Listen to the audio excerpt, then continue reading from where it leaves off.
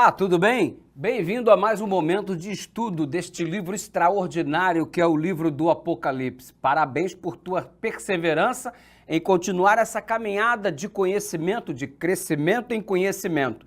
Hoje vamos estudar o capítulo 5 e o capítulo 5 é poderoso. E vamos começar então orando, pedindo a bênção do Papai do Céu sobre o nosso estudo.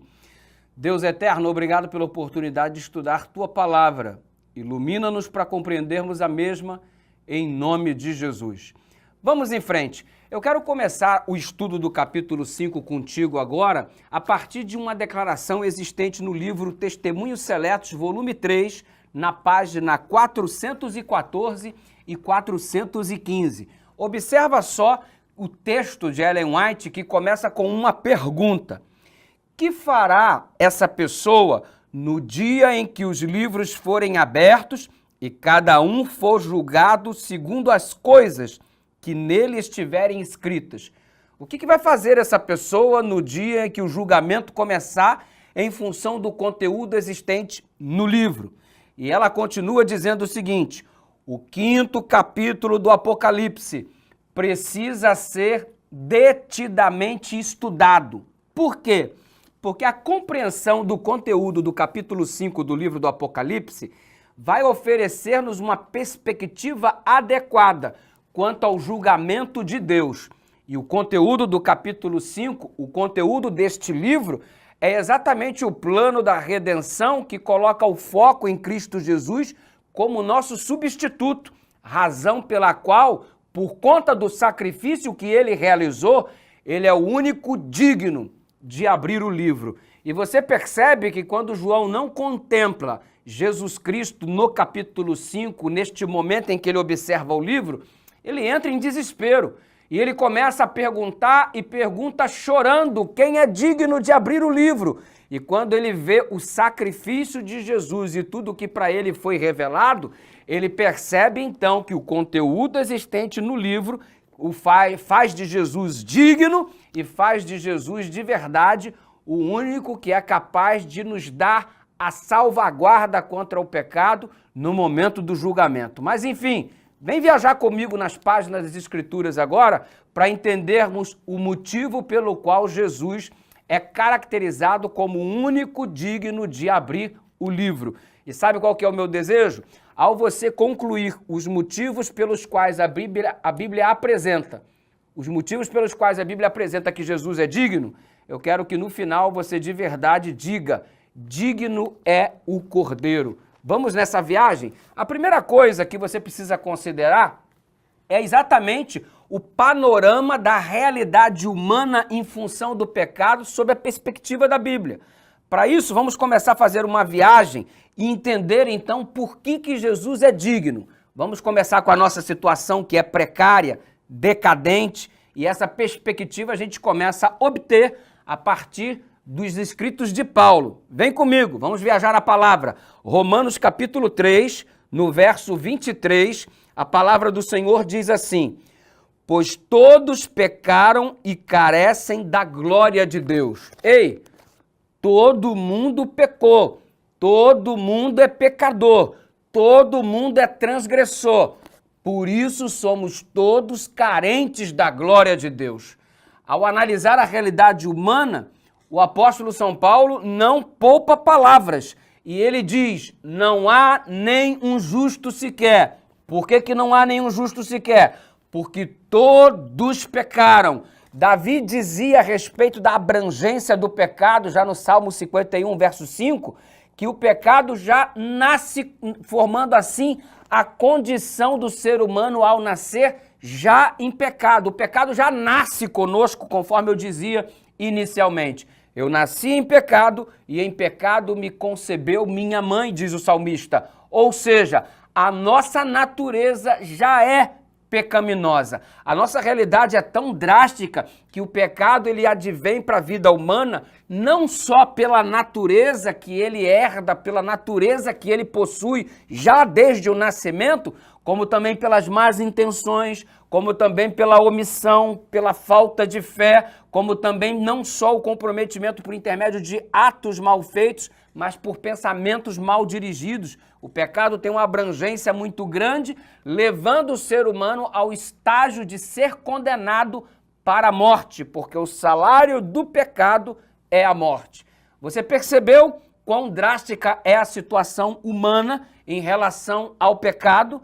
Ei, diante dessa perspectiva é que Paulo declara no texto que acabamos de ler, porque todos pecaram e carecem da glória de Deus. Peca por má conduta, peca por maus pensamentos, peca por omissão, peca por falta de fé, peca por natureza. Essa é a realidade humana, ou seja, estamos perdidos. Mas diante dessa circunstância, é necessário você analisar que tipo de antídoto para esse pecado foi criado por parte da Trindade. Qual a solução para o nosso estado caótico que nos condena à morte? Esta viagem linda que estamos fazendo agora. Vamos para a Bíblia. Êxodo capítulo 34, verso 7. Êxodo capítulo 34, verso 7, diz assim a palavra do Senhor: que guarda a misericórdia em 1000 gerações. Ou seja, o nosso Deus é misericordioso. E o texto continua: que perdoa a iniquidade, a transgressão e o pecado, ainda que não tenha inocente o culpado, e visita a iniquidade dos pais nos filhos e nos filhos dos filhos até a 3ª e 4ª geração. Você observou o que está declarado na metade deste verso? Vou repetir só esta parte que quero que você se prenda quando ela diz assim. Ele diz assim: ainda que não considera, ainda que o não inocenta o culpado. Ou seja, diante dos olhos de Deus, o indivíduo que é culpado, ele é perdoado, ok? Seus pecados, eles são perdoados, mas não necessariamente você é inocente. Ou seja, você é culpado, mas mesmo sendo culpado, você é considerado como um indivíduo perdoado. Você é culpado, mas não é inocente. E o que isso nos garante? Isso aí é a contramarcha daquilo que acreditamos ser justiça. Porque, veja bem, se o indivíduo é culpado, no nosso conceito, ele precisa ser condenado. Se o indivíduo é inocente, ele tem que ser absolvido. Agora, diante disso, nós não somos inocentes, nós somos culpados, mas mesmo sendo culpados, nós somos perdoados. Não inocentados, mas perdoados. Você não entendeu ainda? Então segura essa daqui para você compreender um pouco melhor. O indivíduo, ele assassina uma criança. Nós queremos justiça. O que é justiça? É condenação ao indivíduo culpado. E aí Deus está dizendo em Deuteronômio aqui que acabamos de ler, nesse livro, em Êxodo, melhor dizendo, 34, verso 7, Deus está dizendo que o indivíduo não é inocente, ele é culpado, mas ele vai ser perdoado. Uau, que coisa forte! Mas aí você começa a se desenvolver no estudo desse assunto na palavra, e para ampliar um pouco mais esse conceito de perdão a despeito da culpa, de perdão mesmo sem ser inocente, nós conseguimos uma abrangência maior quando vamos a outros trechos das Escrituras. Vem comigo, Salmo capítulo 32, versículo 1. Salmos capítulo 32, versículo 1. Confere comigo a palavra do Senhor. Bem-aventurado aquele cuja iniquidade é perdoada, cujo pecado é coberto. Ei, você entendeu o que a palavra está dizendo? Deus sabe que você é culpado, sabe que você e eu não somos inocentes, ainda assim perdoa o culpado, perdoa mesmo ele não sendo inocente. E diz a Bíblia no Salmo 32 que o pecado ele é coberto. O pecado, ele é coberto. Olha Deus acobertando o pecador, o que parece absurdo aos olhos humanos, porque tipo assim, Como é que você erra e alguém vem e te acoberta como se fosse cúmplice do seu erro? É isso que estamos vendo nas Escrituras Sagradas? Vamos investigar um pouco mais. Vem comigo. Agora vem comigo lá no livro de Miqueias, no capítulo 7, no verso 18, para você perceber quão extraordinário é esse texto. Miqueias, capítulo 7. Vamos lá, rapidinho. Viaja comigo na palavra. Miqueias, aqui no finalzinho do Velho Testamento, capítulo 7, verso 18. Olha o que diz o verso 18. Quem, ó Deus, é semelhante a ti, que perdoas a iniquidade, te esqueces da transgressão do restante da tua herança? Quem é semelhante a ti? O Senhor não retém a sua ira para sempre, porque tem prazer na misericórdia. Olha aí, Deus perdoa o pecado, Deus perdoa apesar do indivíduo não ser inocente, Deus acoberta o pecado de acordo com o salmista, e aqui diz mais uma vez que essa transgressão, este pecado é perdoado, sem o indivíduo ser inocente. Agora, olha o que diz Provérbios, vem comigo, viaja na palavra, sem preguiça, vamos ler a Bíblia, meu povo. Provérbios, capítulo 17, olha só, Provérbios, capítulo 17, agora o verso 15. Provérbios 17, verso 15, diz assim a palavra do Senhor. O que justifica o perverso e o que condena o justo, abomináveis são para o Senhor. Ou seja, o indivíduo é culpado e você justifica o indivíduo. Isso é abominação para Deus. O indivíduo é inocente e você o culpa, isso é abominação para Deus. Agora reúne os textos que nós lemos. Deus acoberta o pecado, Deus perdoa o indivíduo, mesmo ele não sendo inocente, e agora Provérbios diz que Deus então considera como abominável o que justifica o transgressor, o que justifica o perverso. O que isso significa? Se Deus considera como abominável o ato de justificar alguém que é culpado, então o que Deus está fazendo, se não assumir uma abominação para si mesmo, quando deseja nos absolver dos nossos pecados, nos livrar da condenação, uma vez que nós somos culpados. Devíamos pagar, e, no entanto, ele pagou por nós. Devíamos ser condenados. No entanto, ele acoberta os nossos pecados, perdoa-nos ainda que sejamos culpados. É o cenário que está se apresentando. E quem faz isso é abominável. Deus está se colocando numa posição de abominável ao perdoar-me, mesmo não sendo eu inocente. Ele assume para si a culpa que é minha, se colocando numa posição abominável. Tem noção o que significa isso, meu irmão?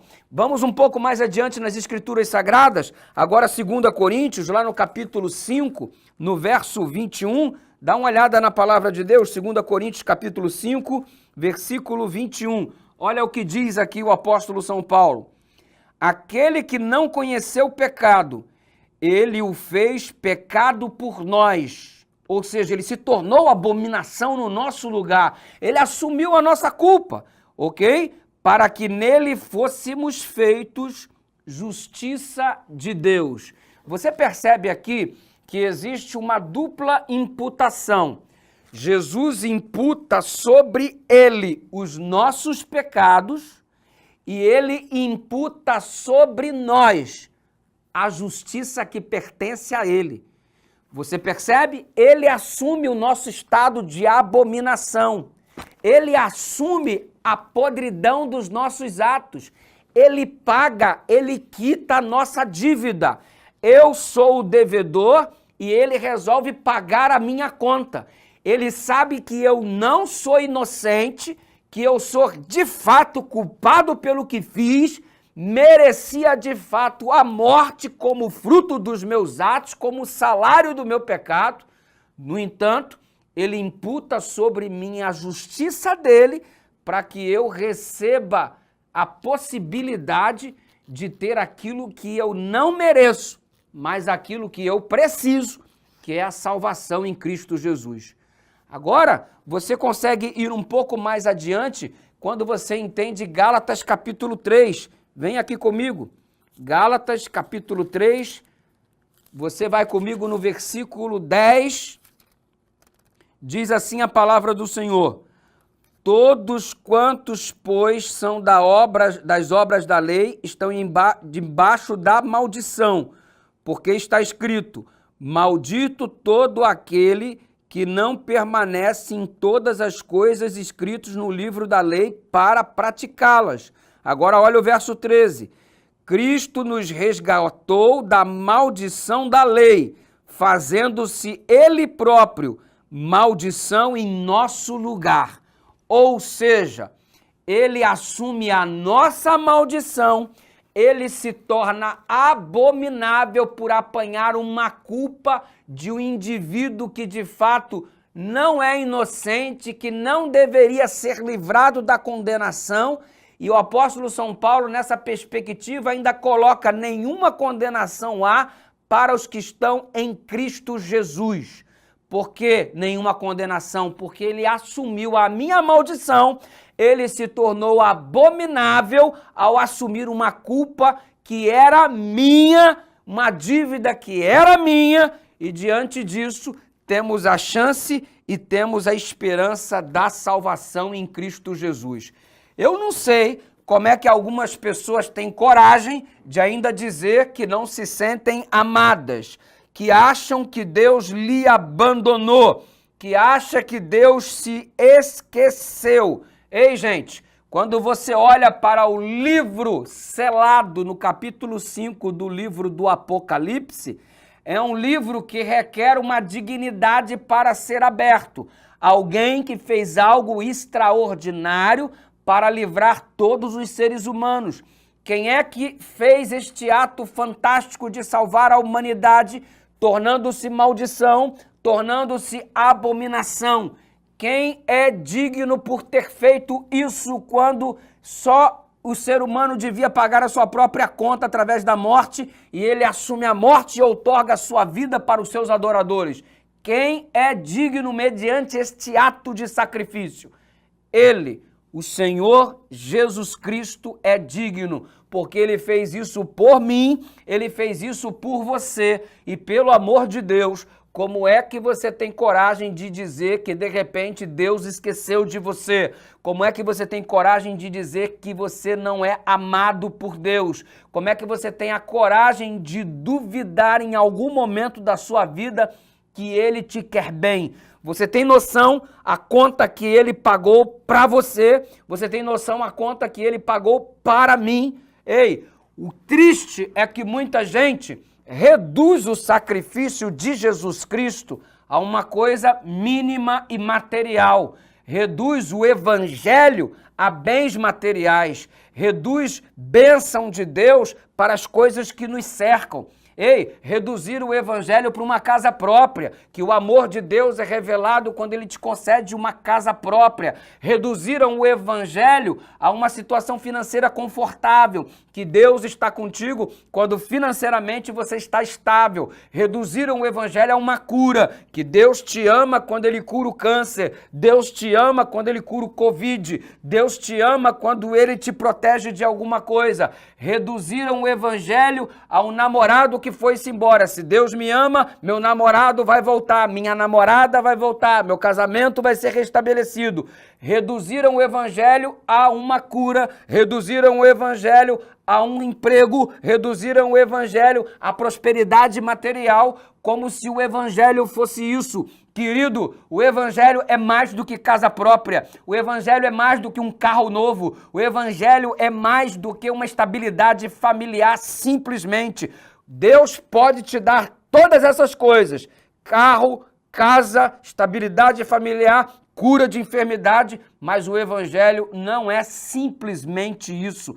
O evangelho é a tua conta quitada, a tua dívida paga. Você era abominação, você era maldito e em Cristo você se torna bendito. Você estava perdido e em Cristo você está salvo. Você não tinha como adentrar o céu e de repente em Cristo isso se torna uma certeza, porque ele imputou sobre você a justiça dele e imputou os nossos pecados sobre ele. Ei, olha que troca linda, é uma dupla imputação e esta verdade está revelada no livro. Por isso Jesus é digno de abrir o livro, porque o conteúdo da redenção que anuncia de fato a remissão de todos os nossos pecados foi feito por ele. Ele foi sacrificado na cruz do Calvário.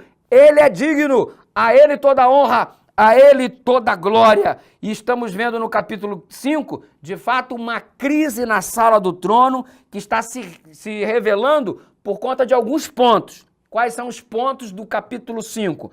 A rebelião de Satanás, o planeta criado por Deus sob o domínio do usurpador. O João está chorando, expressando as lágrimas do povo de Deus desde Adão, pela libertação da escravidão do pecado. O povo está contemplando no capítulo 5 o livro selado, que continha o plano de Deus para a resolução do problema do pecado, que acabei de falar para você, a dupla imputação, sobre nós a justiça dele e sobre ele os nossos pecados. E também Jesus assumindo o senhorio da terra e ser então o nosso mediador para verificar a nossa salvação através dos sacrifícios e dos méritos dele.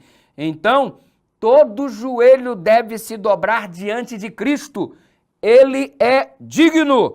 Toda língua deve confessar Jesus como Senhor, porque ele é digno. Por isso que a salvação é só por intermédio de Cristo, porque ninguém fez o que ele fez. Ninguém se doou como ele se doou. Ele é digno, é o único que fez o caminho ser possível para a raça humana em direção ao céu. E sabe de uma coisa? Quando nós observamos o capítulo 5, você também contempla o ministério dos anjos, exatamente. Você notou ali a presença dos anjos cantando, louvando em função, digno é o Cordeiro de receber toda a honra, toda a glória, e há um louvor no céu, um ambiente de alegria e contentamento pela dignidade de Jesus em função do sacrifício que ele realizou pela raça humana. Você percebeu os anjos exaltando o Senhor Jesus Cristo? Válido aqui lembrar o episódio que tem que se constar o ministério dos anjos, neste episódio, capítulo 5.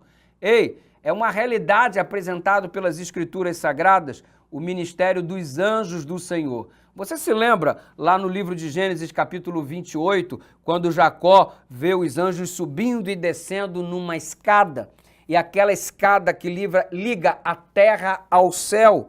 O ministério dos anjos é um ministério que possibilita uma ligação entre a terra e o céu, entre o céu e a terra. Ei, nós não estamos desconectados do reino celestial, estamos plenamente conectados. O sacrifício de Jesus é essa escada que possibilitou o acesso ao céu, razão pela qual há até hoje a efetividade do ministério dos anjos. Anjos sobem e descem porque há uma ligação entre o céu e a terra, e essa escada seria apropriadamente comparada à cruz do Calvário. A cruz ligou a terra ao céu e possibilitou a continuidade do ministério dos anjos que favorecem a nossa vida em nome de Jesus. Os anjos trouxeram alimentos a Elias, você vê isso lá em 1 Reis, capítulo 19, verso 5. Os anjos destruíram um exército inteiro, você observa no 2 Reis, capítulo 19, também a partir do verso 35, trazendo alimento para Elias, é 1 Reis, destruindo o exército, 2 Reis. Você observa que os anjos salvaram Daniel de serem devorados pelos leões famintos no capítulo 6 do seu livro. Você observa que os anjos prometeram a Zacarias o nascimento do menino. O anjo prometeu isso a Zacarias, está lá em Lucas 1,13. Aliás, em Lucas 1,13, os anjos cantaram quando Jesus nasceu. No capítulo 1 você percebe isso, do livro de Lucas. Animaram a Jesus Cristo lá no deserto, removeram a pedra da sepultura em Mateus capítulo 28, verso 2, a sepultura que se encontrava Jesus Cristo. Abriram a porta da prisão para Pedro. Está o relato em Atos, capítulo 5. Ei, os anjos também estiveram com Paulo durante a tormenta marítima, em Atos 27. O Salmo 34, verso 7, tem uma verdade linda ali declarada, dizendo: o anjo do Senhor acampa-se ao redor dos que os teme e os livra. É isso aí, amigo. Os anjos do Senhor têm um ministério extraordinário sendo exercido todos os dias. Você sabia que você vai conhecer o seu anjo da guarda muito em breve, em nome de Jesus Cristo? Deus vai apresentar para você o seu anjo, você vai conhecê-lo no céu, e eu tenho certeza que isso vai ser uma alegria. A gente vai poder escutar inúmeras histórias de livramento que eles nos proporcionaram. Mas você sabia que existem pessoas aqui que são anjos disfarçados, gente que às vezes aparece do nada para nos ajudar, que na verdade são anjos enviados pelo Senhor, e nós descobriremos isso em algum momento quando estivermos no céu. Ei, eu tenho um amigo, por exemplo, que capotou diversas vezes com o carro e o carro parou virado de cabeça para baixo. Ele estava indo para uma série de evangelismo e dentro do carro estava ele, a cantora lá que ia se apresentar naquela noite e mais a sua filhinha, a sua família, e o carro capotou, parou de cabeça para baixo. Eles saíram com alguns arranhões, meio do nada, sem saber o que iriam fazer, quando 4 homens vieram no carro e pararam, homens grandes, distintos, chamando o pastor pelo nome e ofereceram ajuda, desviraram o carro e mandaram o pastor ir para a conferência, quando na verdade o pastor nem havia dito o seu próprio nome e nem havia dito para eles para onde estava indo, mas simplesmente eles disseram para o pastor ir para aquele destino e chamaram o pastor pelo nome. E o pastor em lágrimas me dizia: eu sei que eu fui socorrido pelos anjos do Senhor. E sabe de uma coisa?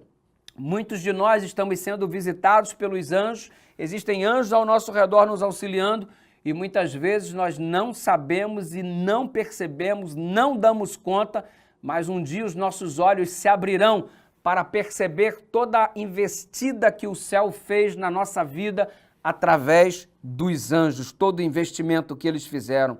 E sabe, os anjos caídos personificam hoje os demônios, e estes demônios personificarão seres humanos nos momentos finais da história desta terra, para tentar prejudicar o andamento do povo de Deus nos últimos instantes da história desta terra. Mas em contrapartida, os anjos do Senhor se transformarão em guerreiros para nos livrar destes anjos maus que se transformaram em seres humanos para tentar atrapalhar o nosso percurso.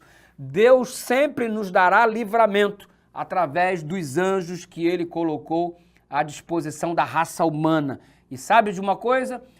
Um anjo do Senhor é suficiente para deter, para derrotar todos os demônios que fazem parte do exército do inimigo, do exército de Satanás.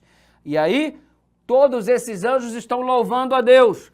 Lá no capítulo 5 do Apocalipse, é isso que estamos enxergando. Os anjos louvando, engrandecendo o nome daquele que é digno de toda honra e de toda glória pelo sacrifício que fez pela raça humana.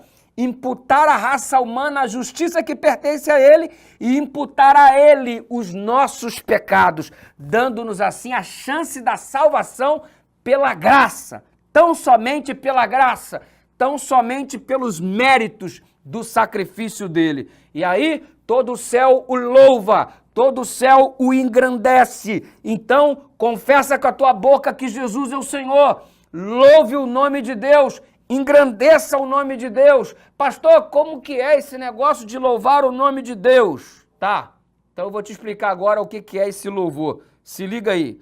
Louvor é uma coisa muito mais profunda do que simplesmente agradecer a alguém. Ah, Senhor, muito obrigado pelo teu sacrifício, eu estou louvando o seu nome porque eu estou te agradecendo. Para. Louvor é mais do que dizer obrigado. Você não louva a Deus só agradecendo aquilo que Ele fez, não. Calma, não é só isso. Tem um passo a mais. Louvar a Deus não é só dizer obrigado pelo sacrifício dele. Quer louvar de verdade? Então é assim, ó. Se liga o que é só dizer obrigado. Só dizer obrigado é assim. Após uma refeição, o esposo vira para a esposa e diz assim: obrigado pela comida. Vira-se e vai ver televisão. Isso aí é só um agradecimento. Louvor de verdade é assim, ó. O esposo vira para a esposa e diz: obrigado pela refeição, dá um abraço, beija a mulher, além de agradecer que a comida estava maravilhosa, ele faz uma pergunta: posso lavar a louça para você? Isso é louvor, ou seja, é compromisso de participação. Não é só dizer obrigado pela comida, é agradecer lavando a louça. Não é só dizer obrigado pelo sacrifício, é agradecer entregando a vida, é agradecer se envolvendo no trabalho, é agradecer servindo a Deus e se dedicando a Ele. Isso é louvor de verdade. Ei, os anjos perceberam a dignidade de Jesus através do seu sacrifício na cruz do Calvário, o que Ele fez por cada um de nós, o que Ele fez para resgatar a raça humana dando a sua própria vida, para que a raça humana tivesse consciência que é muito amada por Deus e que a raça humana pudesse esboçar louvor, mais do que dizer obrigado, entregar a vida ao controle dele, porque caso contrário, você não sabe o que é louvor de verdade. Louvor de verdade não é só dizer obrigado. Louvor de verdade é estar comprometido com o Cristo que te ama, num processo de reciprocidade. Nós o amamos porque Ele nos amou primeiro. E se você é grato, o que você vai fazer? Vai entregar o seu caminho ao Senhor, vai confiar nele e o mais Ele fará. Se você não coloca a sua vida na mão de Deus, então a gente precisa questionar essa gratidão, porque a verdadeira gratidão, o verdadeiro louvor, ele exige entrega. Se não há entrega, você tem que pensar 2 vezes, 3, 5, 1 milhão de vezes se você o louva de fato, porque o verdadeiro louvor é aquele que envolve um compromisso de entrega. Por quê? Porque reconhece que Ele é o único digno de abrir o livro. E o que tem nesse livro? O que Ele fez por mim e por você. O plano da redenção exibido escancaradamente para o universo inteiro perceber lá na cruz do Calvário. E aí? Vamos louvar de modo comprometido? Vamos louvar numa perspectiva de entrega e compromisso? Que esse seja o meu louvor, que esse seja o seu louvor também, porque de acordo com Apocalipse 5, Ele é digno, e a dignidade dEle, o que Ele fez por nós, proporciona a esperança da salvação, não porque eu sou bom, mas porque Ele imputa a sua justiça sobre mim. Deus seja louvado, Ele é digno. Vamos orar. Deus eterno, obrigado pelo estudo do capítulo 5 nesta hora. Ajuda-nos a continuar compreendendo Tua palavra. Em nome de Jesus, amém.